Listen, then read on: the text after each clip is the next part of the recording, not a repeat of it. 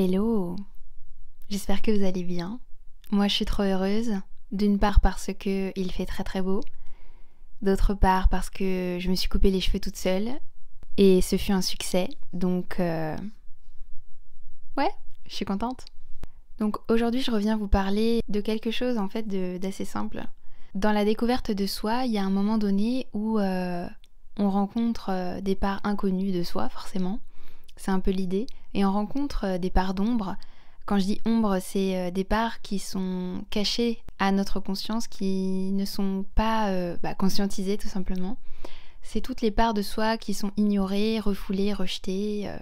Et en fait, ces parts de soi, du coup, quand on en prend conscience, on se dit ok, donc j'ai tel comportement, ça ne me convient pas, c'est inadapté et j'ai envie d'en changer. Et le problème, c'est que dans cet élan de changement, des fois, il n'y a pas d'amour et de reconnaissance. C'est-à-dire que ces parties, elles sont enfin vues, remarquées, mais tout de suite, je les vois et du coup, il faut qu'elles partent en fait, parce qu'elles ne me plaisent pas.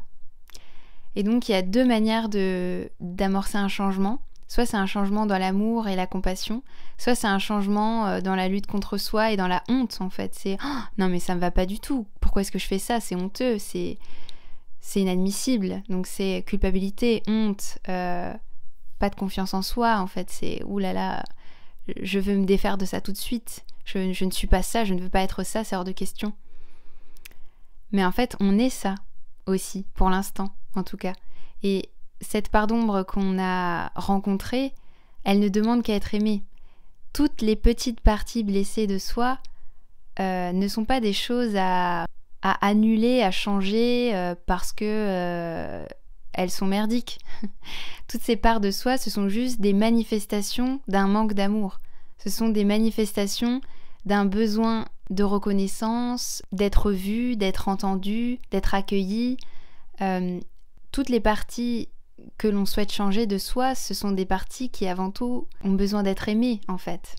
Et donc quand je me rends compte que, par exemple, dans la dépendance affective, quand je me rends compte que je fais souffrir mon compagnon en ayant certains comportements comme en étant peut-être agressive, obsessionnelle, insistant, peut-être même, voilà, j'harcèle aussi mon compagnon, ma compagne.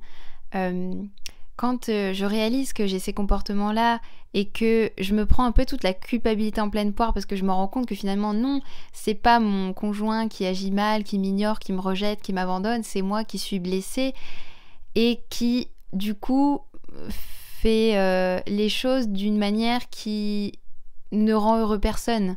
Ça ne me rend pas heureux, ça ne rend pas heureux mon partenaire et tout ça en fait je le crée, voilà. Quand on prend conscience en fait de ça, c'est pas facile parce que dans l'ego qui est probablement très blessé déjà puisqu'on est dépendant affectif, donc c'est pas pour rien, c'est que déjà on va mal et là on se rend compte qu'en plus on crée un comportement qui crée encore plus de souffrance et on a deux options à ce moment-là. Soit on se regarde avec amour et on se dit ah d'accord, en fait je fais ça pour ça et c'est moi qui crée ça et donc le positif, c'est que je suis responsable en majorité de ça. Je suis responsable, donc ça veut dire que je peux le transmuter, je peux progresser, je peux prendre soin de ça. Ou alors la deuxième possibilité, c'est de se morfondre, de se dire mais en fait je suis vraiment encore pire que ce que je croyais. Je suis vraiment une merde, je suis une personne horrible, c'est pas possible, comment est-ce que je peux faire ça et c'est affreux et donc et à ce moment-là quand on réalise ça du coup on a envie de retomber dans l'illusion, dans le déni, de se dire mais non c'est pas moi, c'est l'autre en fait, c'est l'autre aussi qui fait ça et puis d'abord moi j'y suis pour rien, donc on retourne en fait dans le cercle vicieux de l'ego et on ne se sort toujours pas de sa souffrance en fait. Et l'idée c'est pas de s'accabler, de se dire oh, mon Dieu mais j'ai tel comportement et puis je crée ma réalité et en fait je crée vraiment de la merde donc ça veut dire que je suis une merde. Non, wow, du calme. Du calme. Non. En fait, tout ce que ça vient dire c'est que tout à coup vous avez cette lucidité de voir ce qu'il se trame, de voir comment la souffrance se crée un chemin dans votre vie et comment elle a pris possession de vos comportements, de vos émotions, de qui vous êtes. Elle a pris possession de vous, cette souffrance, et vous agissez à travers la souffrance. Vous n'agissez pas à travers votre âme, à travers l'amour, à travers qui vous êtes véritablement. Vous agissez à travers la souffrance à ce moment-là. Et vous n'êtes plus maître de vos actes.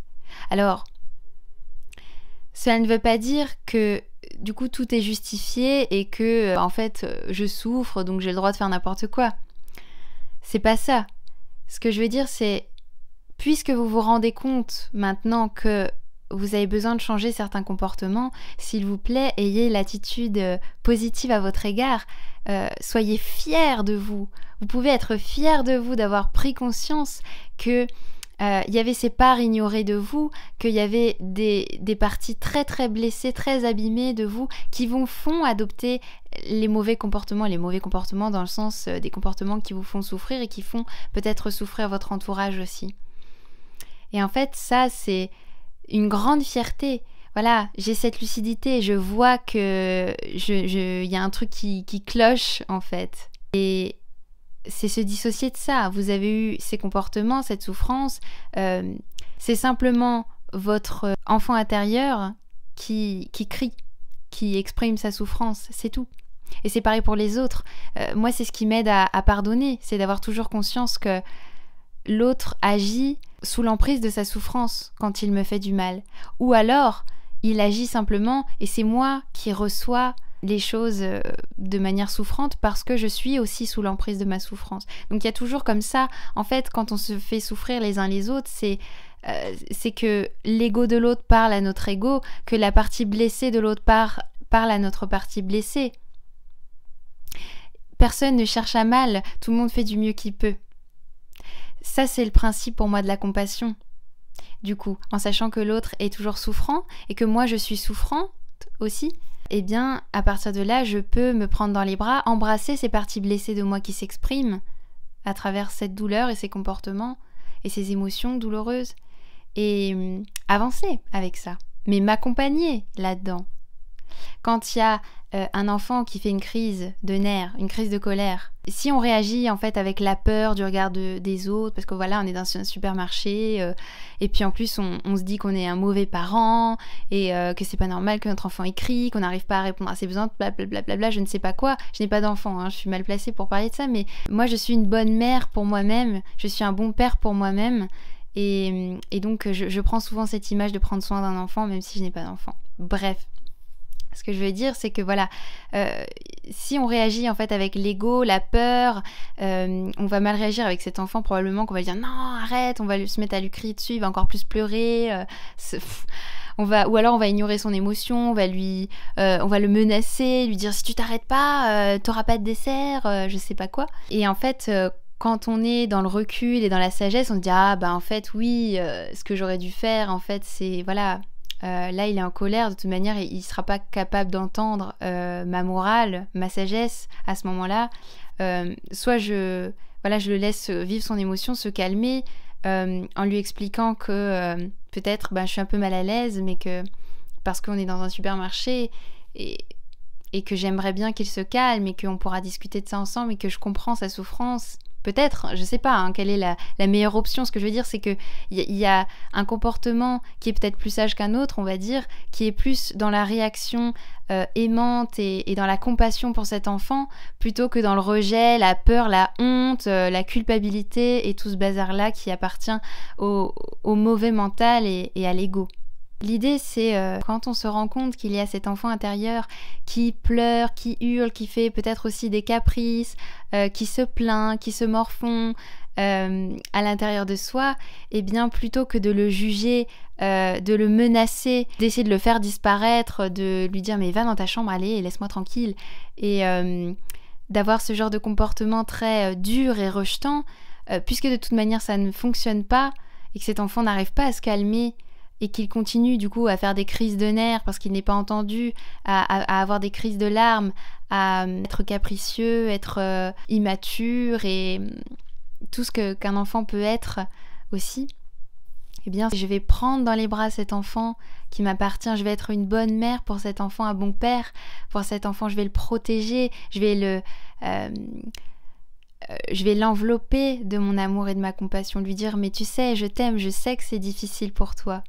C'est aussi simple que ça, la compassion pour soi, mais c'est fondamental parce que c'est ça qui permet d'avancer, de changer ses comportements et de s'accompagner, tout en s'accompagnant, en étant dans une démarche vraiment d'engagement envers soi, d'accompagnement de soi, et pas dans j'enfouis tout, je rejette tout, ce que je vis, ce que je suis.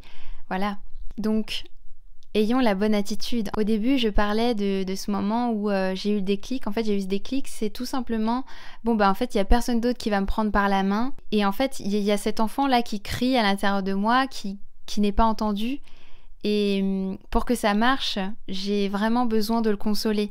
J'ai vraiment besoin de consoler toutes les parties blessées à l'intérieur de moi. Et dès que je réagis à nouveau, à l'heure d'aujourd'hui, avec l'ego, dans la colère, dans une tristesse qui peut-être me dépasse, que je ne comprends pas, je ne sais pas, et bien dès que j'ai une émotion comme ça, qui est plutôt réactionnelle, impulsive, et je sens que voilà, c'est mon ego, mon mental qui s'agite et que ce n'est pas juste une tristesse qui est doucement accueillie dans mon lit d'amour, mon réceptacle d'amour et de compassion. C'est pas ça, c'est vraiment quelque chose de très inconfortable, de très mental, etc. Quand ça revient, ça, eh bien je me dis, quelle est la partie de moi blessée qui a besoin d'être entendue là maintenant ? Quelle est la partie de moi blessée qui a besoin d'être entendue ? Et ça, tout de suite, c'est se remettre dans la compassion. Et si, pour l'instant, je suis énervée contre quelqu'un, je suis pas capable d'avoir cette compassion-là, c'est que c'est moi qui en ai besoin. C'est que c'est moi qui ai besoin de compassion, là. Je suis pas encore au stade où j'essaie de comprendre l'autre. Déjà, je vais essayer de me comprendre moi, de me comprendre ce qui se passe à l'intérieur et d'exprimer tout mon amour à cette partie blessée de moi. Plutôt que, encore une fois, la juger, la maltraiter, vouloir la changer à tout prix. Accueillir ses émotions, c'est pas s'asseoir et attendre que ça s'arrête. Embrasser ses émotions, accueillir vraiment, c'est écouter la partie de soi qui souffre et qui pourrait être un peu honteuse ou culpabilisante si on la regarde avec les yeux de l'ego. Par exemple, imaginons, on est dans un couple. Alors, imaginons. Je vais dire avec le jeu, mais vous pouvez transposer à n'importe quelle situation, à n'importe quel conflit. J'ai des souvenirs comme ça où j'étais en couple et des fois, j'avais vraiment envie qu'il me donne de l'attention, etc. Et puis lui, il m'a exprimé le besoin d'être un peu seul et de regarder un match de foot, il me semble, à ce moment-là. Et moi, tout de suite, en fait, j'étais très en colère parce qu'en plus, je me sentais triste, je me sentais pas bien. Donc, je lui ai dit, mais comment est-ce que tu peux me laisser tomber comme ça ? Comment est-ce que tu peux préférer regarder un match de foot plutôt que de passer du temps avec moi ? Etc., etc. Je l'ai harcelé toute la soirée. J'ai envoyé plein de messages, je l'ai appelé, je l'ai fait culpabiliser, etc. Et puis, il y a un moment, je me suis rendu compte que, avec un peu de recul, évidemment, qu'en fait, il avait rien fait de mal. Que simplement, il avait voulu passer ce temps-là pour lui, qui me donnait déjà beaucoup de temps. C'est pas comme si c'était tout le temps et qu'il passait son temps à m'ignorer, bien entendu, tout est question d'équilibre. Mais là, en l'occurrence, c'était moi qui étais du côté du déséquilibre. Et donc, du coup, je me suis rendu compte, mais je me suis dit, de toute manière, qu'il ait tort ou raison, en fait, je suis devenue hystérique. Je suis devenue complètement hystérique, crise d'angoisse, je l'ai harcelé et au final, ni lui ni moi n'avons profité de la soirée de toute manière. Même si j'avais obtenu en faisant caprice sur caprice ce que je voulais, de toute manière, j'avais dû passer par la force et donc quoi qu'il arrive, je ne me serais pas sentie aimée de toute manière. Et lui, il se serait senti soumis, un peu obligé de finalement répondre à ma demande parce que sinon, elle pète un câble et voilà, on n'est pas dans l'amour là. Pas du tout.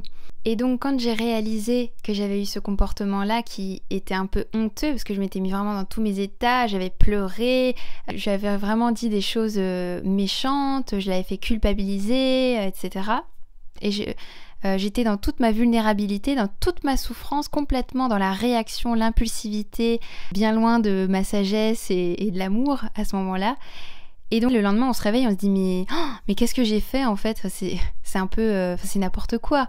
Et donc à ce moment-là, quand j'ai réussi à ouvrir mon cœur, à m'ouvrir à la compassion, etc.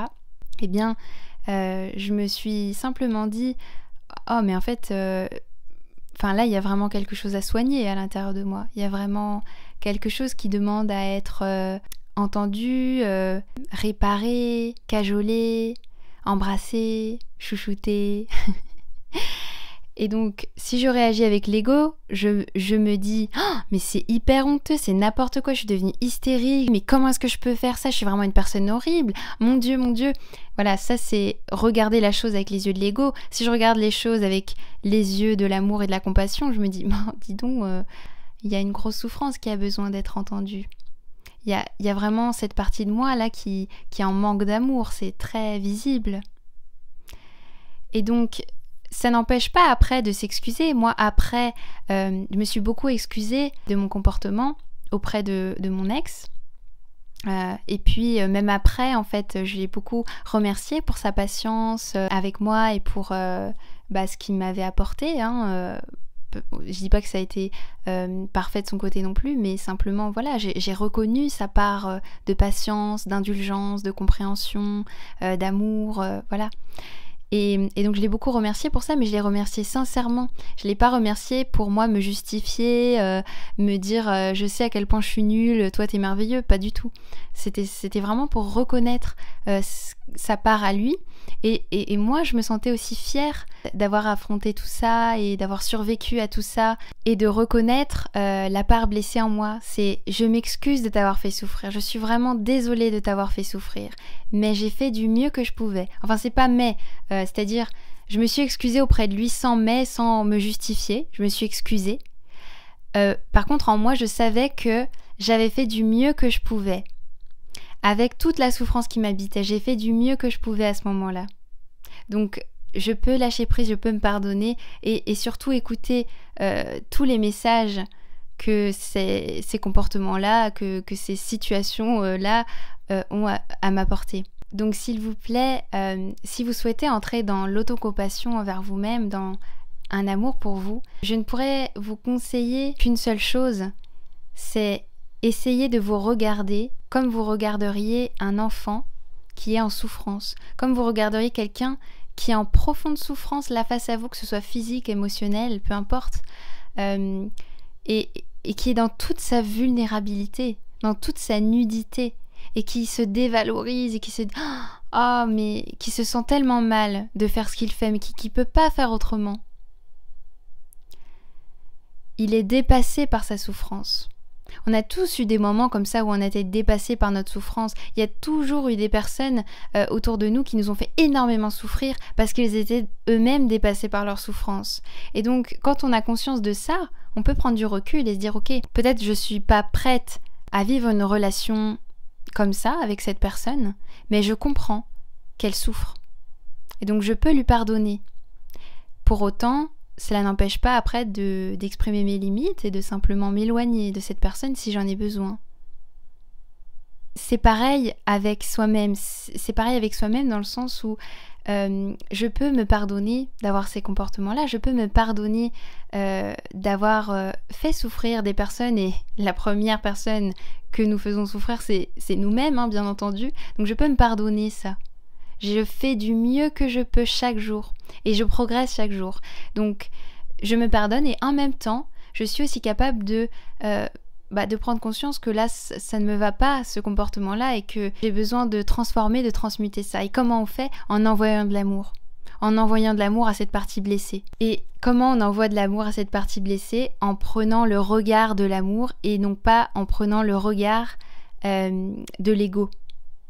Et en fait, c'est un entraînement, c'est-à-dire qu'il y a encore des fois où je me juge, où j'ai pas trop confiance en moi, où je me dis que voilà, j'ai mal agi, que j'ai été dépassée par mon émotion, que j'ai été dépassée par une blessure.